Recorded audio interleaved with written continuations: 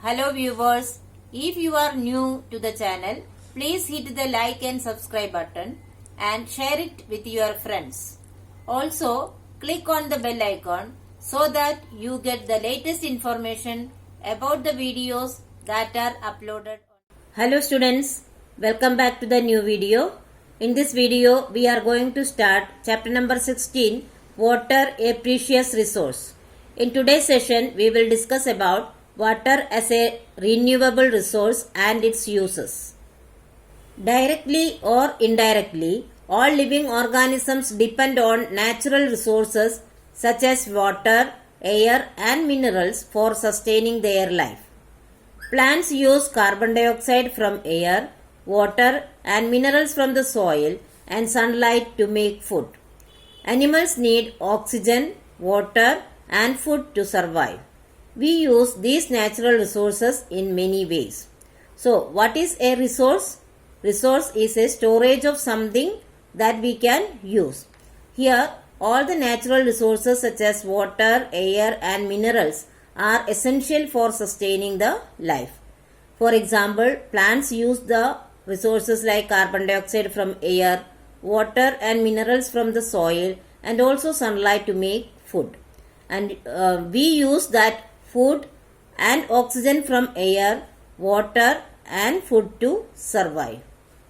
Our natural resources can be divided into two main groups. They are renewable resources and non-renewable resources. Renewable resources can be inexhaustible and exhaustible. Inexhaustible examples are sunlight, water and air. Inexhaustible means which will never get over. But exhaustible renewable resources are soil, forest, groundwater, etc. which may get over.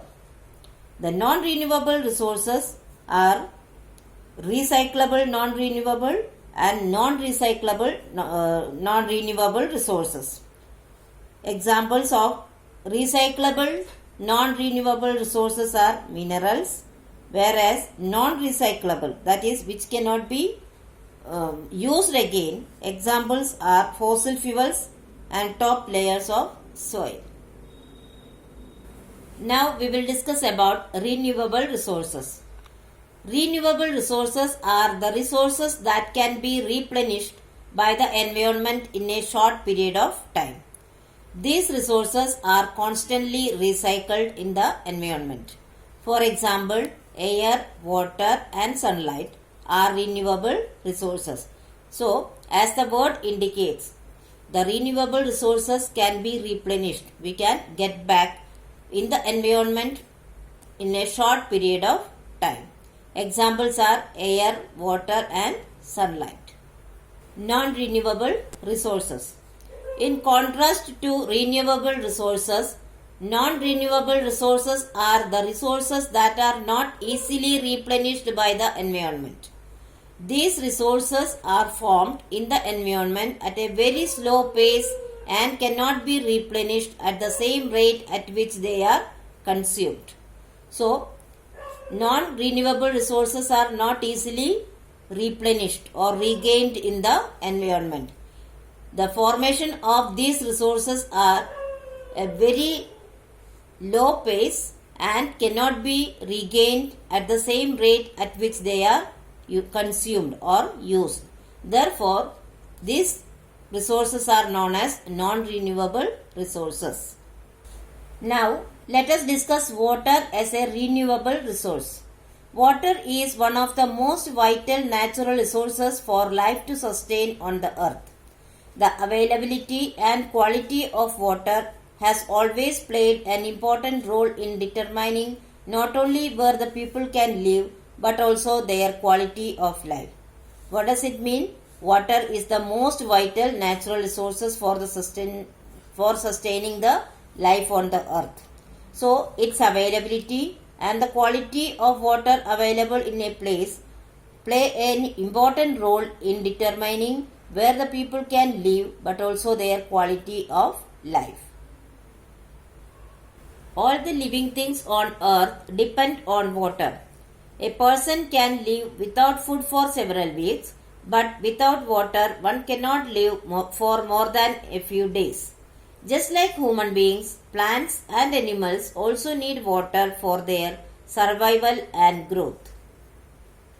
Water acts as a medium in plants and animals for performing various life processes such as digestion of food, absorption of nutrients by the body, distribution of various nutrients to different parts of the body, and removal of waste from the body.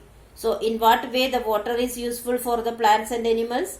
In plants, it acts as a medium, and in animals also it acts as a medium for performing the life processes like digestion, absorption, and excretion.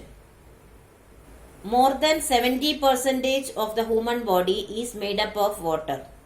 On an average, the human body requires 2 to 3 liters of water each day for proper functioning of the body. We intake water through food and drinks and lose it in the form of urine and sweat. Water also helps in regulating the body temperature. So, more than 70% of our body weight is that of water. On an average, the human body requires 2 to 3 liters of water each day. And in what way we take? It is taken in the form of food, drinks, and also we lose it in the form of urine and sweat. Water helps in regulating the body temperature also. In plants, water is essential for photosynthesis and seed dispersal.